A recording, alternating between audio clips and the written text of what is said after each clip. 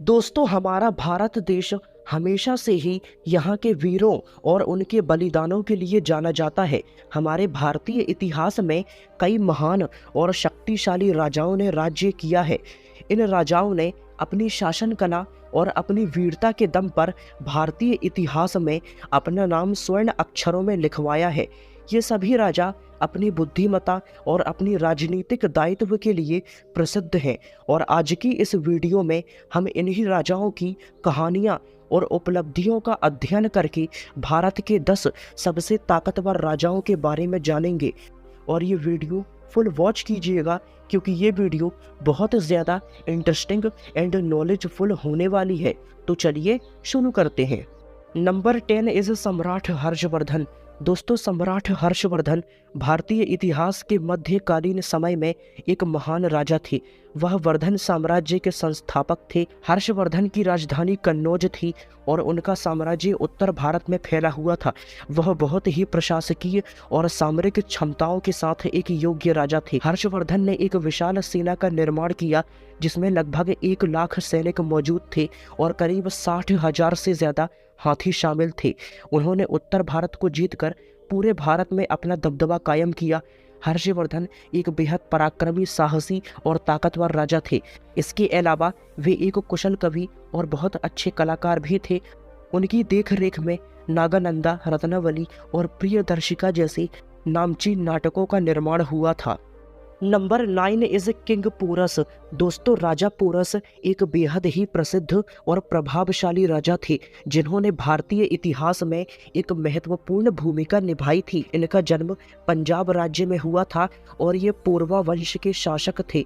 राजा porous एक बेहद ही शक्तिशाली, बुद्धिशाली और महान राजा के रूप में जाने जाते थे। वे युद्ध कला में इतने श्रेष्ठ थे कि उनके दुश्मन उनका युद्ध कौशल देखकर ही भयभीत हो जाते थे। पोरस का सबसे मशहूर और सबसे महत्वपूर्ण युद्ध अलेक्जेंडर द ग्रेट यानी कि सिकंदर के साथ हुआ था। ऐसा माना जाता है कि इस युद्ध में पोरस के पास लगभग 30,000 पैदल सैनिक थे और करीब 4,000 घुड़सवार सैनिक थे और वहीं सिकंदर के पास 20,000 से ज़्यादा सैनिक थे और हजारों की तादाद में हाथी थे। लेकिन फिर भी पोरस ने अपनी बहादुरी दिखाई और वे इतनी बड़ी सेना को देखकर भी पीछे नहीं हटे। उन्होंने बेझिझक अपनी सेना को सिकंदर के खिलाफ युद्ध के मैदान में उतार दिया। इस युद्ध में राजा पोरस और उनकी सेना ने बहुत संघर्ष किया। इस युद्ध में पोरस ने अलेक्जेंडर की सेना को काफी हद तक पराजित कर दिया था। लेकिन फिर पोरस के युद्ध कौशल को देखकर अलेक्जेंडर पोरस से प्रभावित हो उठा और फिर अलेक्जेंडर ने पोरस से मित्रता कर ली। नंबर 8 इज राणा सांगा। दोस्तों, राणा सांगा एक महान मेवाड़ी राजपूत योद्धा थे जिन्होंने 16वीं शताब्दी में भारतीय इतिहास के दौरान महत्वपूर्ण भूमिका निभाई थी। इनका जन्म 12 अप्रैल 1482 ईस्वी में हुआ था और इनकी मृत्यु 30 जनवरी 1528 ईस्वी में हुई थी। इन्होंने मेवाड़ के महाराजा के रूप में शासन किया। इन्होंने अपनी शक्ति के बल पर मेवाड़ राज्य का विस्तार किया और उसके तहत राजपूताना के सभी राजाओं को संगठित किया। राणा सांगा ने मेवाड़ में 1509 ईस्वी से 1528 ईस्वी तक शासन किया। राणा सांगा ने विदेशी आक्रमणकारियों के विरुद्ध लड़ाई लड़ी। इन्होंने दिल्ली, गुजरात और मालवा की मुगल बादशाहों के आक्रमण से रक्षा की। उस समय के ये सबसे शक्तिशाली राजा थे। राणा सांगा ने इब्राहिम लोधी, बाबर, महमूद खिलजी इस्लामिक शासकों से युद्ध लड़कर अपनी मातृभूमि की रक्षा करते हुए अपने प्राणों का बलिदान दे दिया। बयाना के युद्ध के बाद 16 मार्च 1527 ईस्वी में खानवा के मैदान में राणा सांगा युद्ध लड़ते लड़ते घायल हो गए। राणा सांगा इतने वीर थे कि एक आंख, एक हाथ और एक टांग खो देने के बावजूद भी, और यह उनकी बहादुरी को दर्शाता है कि खानवा की लड़ाई में राणा जी को लगभग 80 घाव लगे थे, लेकिन फिर भी उन्होंने हार नहीं मानी और लड़ते लड़ते अपने प्राण गंवा दिए। नंबर 7 इज राजा विक्रमादित्य।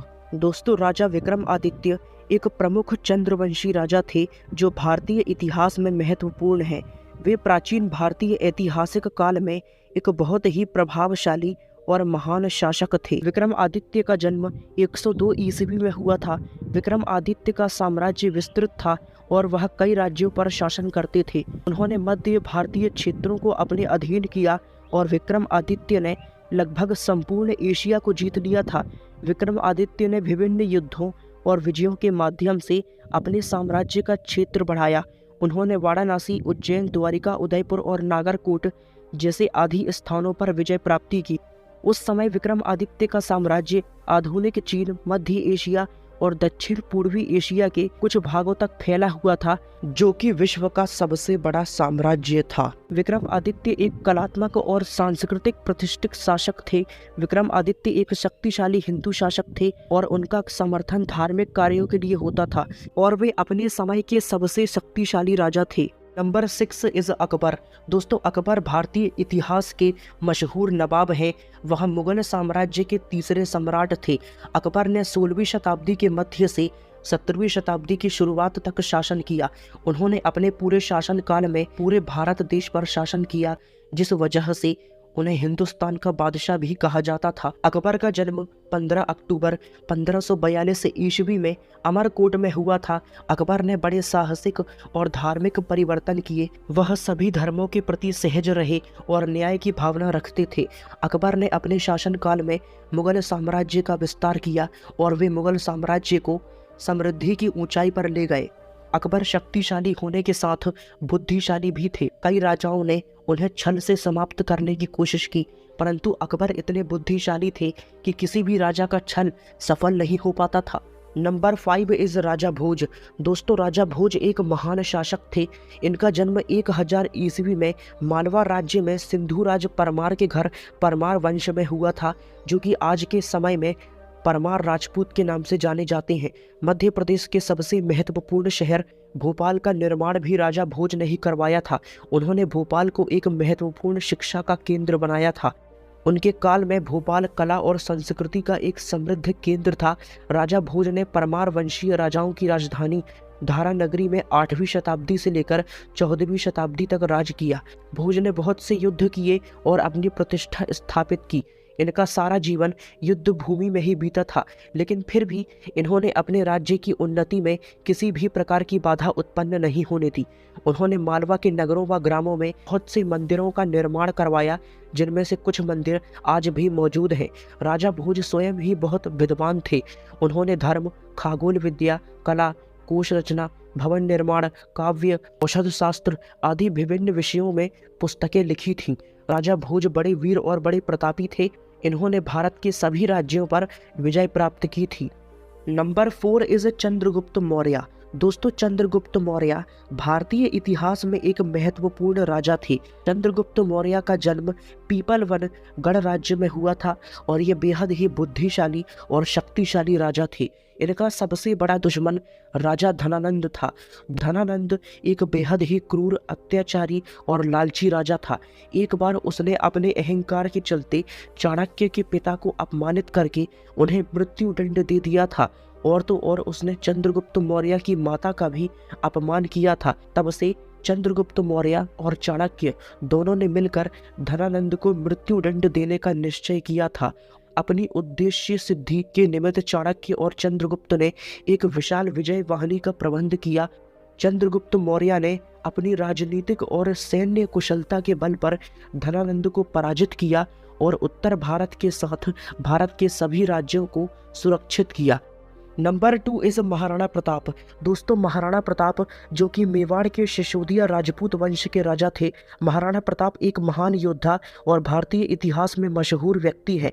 इनका जन्म 9 मई 1540 ईस्वी में हुआ था और इनकी मृत्यु 19 जनवरी 1572 ईस्वी को उदयपुर में हुई थी। महाराणा प्रताप ने अपने जीवन के दौरान मुगल सम्राट अकबर के साम्राज्य के खिलाफ वर्षों तक संघर्ष किया। महाराणा प्रताप अकबर के साम्राज्य के खिलाफ स्वतंत्रता के लिए लड़ते रहे और अपनी गरिमा और मेवाड़ की संस्कृति की रक्षा करते रहे। महाराणा प्रताप को अपनी वीरता, दृढ़ संकल्प और अदम्य साहस के लिए याद किया जाता है। आपको जानकर हैरानी होगी कि महाराणा प्रताप का भाला, जिसे वे हर युद्ध में साथ लेकर चलते थे, उस भाले का वजन 81 किलो था। उनकी छाती के कवच का वजन 72 किलो, उनके भाला, कवच, ढाल और साथ में 2 तलवार का वजन 208 किलो था। महाराणा प्रताप के शरीर की ऊंचाई 7 फुट 5 इंच थी और उनके शरीर का वजन 110 किलो था। महाराणा प्रताप को बचपन से ही घोड़ों से काफ़ी लगाव था, इसीलिए जब भी महाराणा प्रताप का नाम लिया जाता है तो उनके साथ उनके बहादुर घोड़े चेतक का जिक्र भी ज़रूर होता है। ऐसा कहा जाता है कि चेतक दुनिया का सबसे बुद्धिमान और सबसे बहादुर घोड़ा था। चेतक ने हर युद्ध में महाराणा प्रताप का साथ दिया था। मुगल बादशाह अकबर और महाराणा प्रताप के बीच 30 वर्ष का युद्ध संघर्ष हुआ था, परंतु अकबर कभी भी महाराणा प्रताप पे विजय प्राप्त नहीं कर पाया।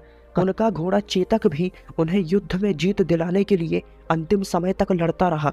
चेतक की ताकत का अंदाजा इस बात से लगाया जा सकता है कि हल्दी घाटी के युद्ध में चेतक के मुंह पर एक हाथी की सूंड लग गई, लेकिन उसके बावजूद भी चेतक महाराणा प्रताप की जान बचाने के लिए लगातार दौड़ता रहा और उसने 26 फुट ऊंचे नाले से छलांग लगा दी थी जिसे मुगल पार न कर सके, और चेतक ने इस प्रकार महाराणा प्रताप के प्राणों की रक्षा की। Number 3 is Prithviraj Singh Chauhan. दोस्तों, पृथ्वीराज सिंह चौहान भारतीय इतिहास के महान राजाओं में से एक हैं। वे दिल्ली के प्रसिद्ध चौहान वंश के राजा थे और उन्होंने 12वीं शताब्दी में अपने शासनकाल का अधिकांश समय व्यतीत किया था। पृथ्वीराज चौहान को भारतीय इतिहास में वीर और धर्मात्मा राजा के रूप में पूजा जाता है। पृथ्वीराज का जन्म गुजरात में हुआ था और उन्होंने राजपूतों की जन्मभूमि अजमेर को अपने साम्राज्य की राजधानी बनाया था। पृथ्वीराज चौहान ने अपने जीवन में कई युद्ध लड़े और कई विजय प्राप्त की। वे एक कुशल योद्धा थे जिन पर विजय प्राप्त करना किसी के भी बस की बात नहीं थी। लेकिन आपने वह वाली कहावत तो सुनी ही होगी कि घर का भेदी लंका ढाए।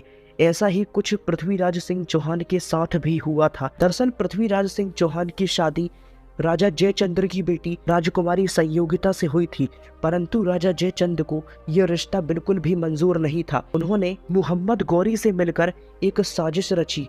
दोस्तों, मोहम्मद गौरी उस समय पृथ्वीराज सिंह चौहान का सबसे बड़ा दुश्मन था। मुगल बादशाह मोहम्मद गौरी ने अपने छल कपट के बल पर 1192 ईस्वी के युद्ध में पृथ्वीराज को बंदी बना लिया और उन्हें दिल्ली से लाहौर ले गया, और वहां पर उसने पृथ्वीराज की दोनों आंखों को गर्म लोहे के सरिये से फुड़वा डाला। लेकिन पृथ्वीराज सिंह चौहान अपनी तीरंदाजी के लिए जाने जाते थे। दोनों आंखों से नेत्रहीन होने के बावजूद भी उन्होंने एक ऐसा तीर चलाया जो सीधे जाकर मोहम्मद गौरी के गले पर लगा और उसी समय मोहम्मद गौरी की मौत हो गई। नंबर 1 इस वीर शिवाजी महाराज। दोस्तों, वीर शिवाजी महाराज एक महान भारतीय योद्धा और मराठा साम्राज्य के संस्थापक थे। वे 17वीं शताब्दी में महाराष्ट्र क्षेत्र में शक्तिशाली सत्ताधारी बने और स्वतंत्रता के लिए उन्होंने संघर्ष किया। शिवाजी महाराज का जन्म 19 फरवरी 1630 ईस्वी को जिजाऊ और साहजी भोसले के यहाँ हुआ था। शिवाजी महाराज अपने पिता के निर्देश अनुसार उनके मंत्रिमंडल के साथ राज्य का प्रशासन करने के लिए तैयार हुए। वे सैन्य योद्धा और राजनीतिक दड़बड़ थे और उनके इन्हीं गुणों की वजह से वे एक सर्वश्रेष्ठ नेता थे। उन्होंने अपनी सेना को एक खास तरह की युद्ध प्रणाली का उपयोग करके प्रशिक्षित किया और अपनी संगठनात्मक क्षमताओं को मजबूत बनाया। शिवाजी महाराज के द्वारा संगठित मराठा साम्राज्य उत्कृष्टता के स्तर पर पहुंचा और पश्चिमी घाट क्षेत्र में अपनी शक्ति बढ़ाई। उन्होंने मराठा सेना का निर्माण किया और उसके साथ कई किले और कई नगरों का निर्माण भी कराया। उन्होंने अपनी ताकत का सही उपयोग किया। अपने शासनकाल में मराठा साम्राज्य का विस्तार किया।